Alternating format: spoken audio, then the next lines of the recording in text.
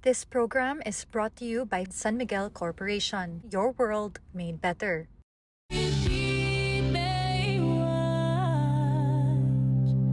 Pag-asa ng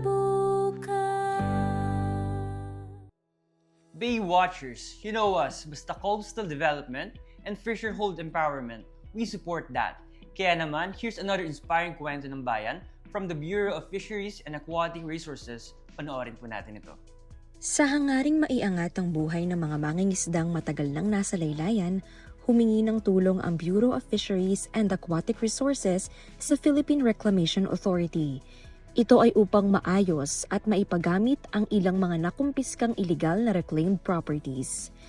Ayon kay Chairperson Alexander Lopez, malinaw ang direktiba ni Pangulong Ferdinand Marcos Jr. Unahin ang mahihirap at palakasin ang kanilang kabuhayan. Pangako ni Chairman Attorney Alex, kung para sa mahihirap, papabilisin po namin ito. Ito ang diwa ng bagong Pilipinas, isang pamahalaang hindi iniiwan ng mga nasa laylayan at patuloy na inilalapit ang gobyerno sa mga mamamayan. Grabe! Nakakatuwang isipin na ang sinumulang legasiya ng dating Pangulong Ferdinand Marcos Sr. ay napapakinabangan pa rin natin ngayon. Tama ka dyan, Ace. At pinagpapatuloy pa ito ni Pangulong Ferdinand Marcos Jr. In fact, ginagabayan ni Pangulong Marcos Jr. si PRA Chairman Attorney Alexander Lopez. Last January, Chairman Attorney Alex visited UAE to share best reclamation practices and buong inspiring story. Panoorin po natin ito. Muling pinagtitibay ng Philippine Reclamation Authority ang global connections nito para sa mas maunlad at mas sustainable na kinabukasan ng bansa. Kasunod ng global trade na nilagdaan ni Pangulong Ferdinand R. Marcos Jr. sa kanyang state visit sa United Arab Emirates noong January 12, nagtungo sa UAE ang delegasyon ng PRA na pinangunahan ni Chairperson Attorney Alexander T. Lopez upang makipagpulong sa mga opisyal ng Abu Dhabi. Sa mga high-level discussions kasama ang National Marine Dredging Company o NMDC Group, tinalakay ang mga posibleng pakikipagtulungan sa larangan ng sustainable coastal at marine development, gayon din ang pagpasok ng dekalidad ng mga foreign investments sa bansa. Layunin ng PRA sa pangunguna ni Chairman Attorney Lopez na matiyak ang mga reclamation projects at coastal development efforts sa bansa ay isasagawa ng may malasakit sa kalikasan at may kasamang inklusibong paglago ng ekonomiya. What an amazing episode today. I agree, Gab. Kung dati marami na akong natutunan about the benefits of reclamation, ngayon mas marami pa akong nalalaman. And yes, may nagbabalik galing preparations. Let's all welcome back Omni Gruba! Hey!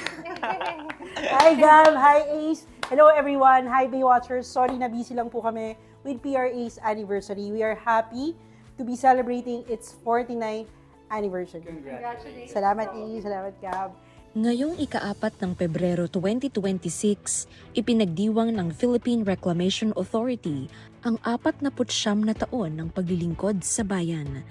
49 na taon ng matatag na paninindigan para sa responsableng reklamasyon, pangangalaga sa baybayin, at matalinong paggamit ng mga likas yaman ng bansa.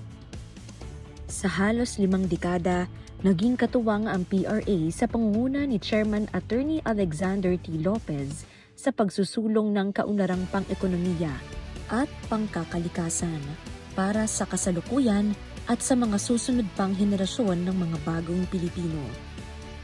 Sa paggunita sa mga tagumpay ng nakaraan, muling pinagtitibay ng PRA ang panata sa integridad, transparency at inobasyon sa paglilingkod sa bayan. Alinsunod sa utos ni Pangulong Ferdinand Marcos Jr.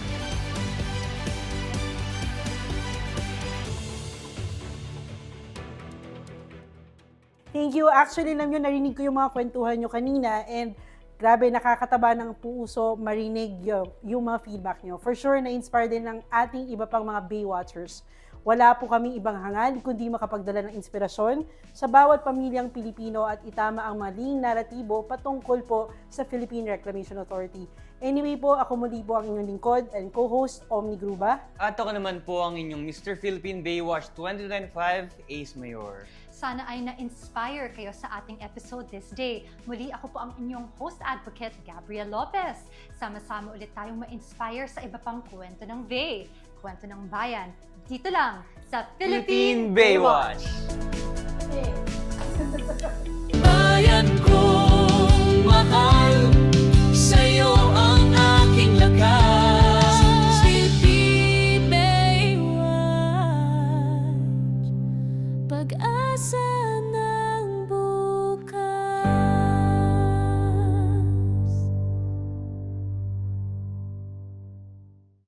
This program is brought to you by San Miguel Corporation, your world made better.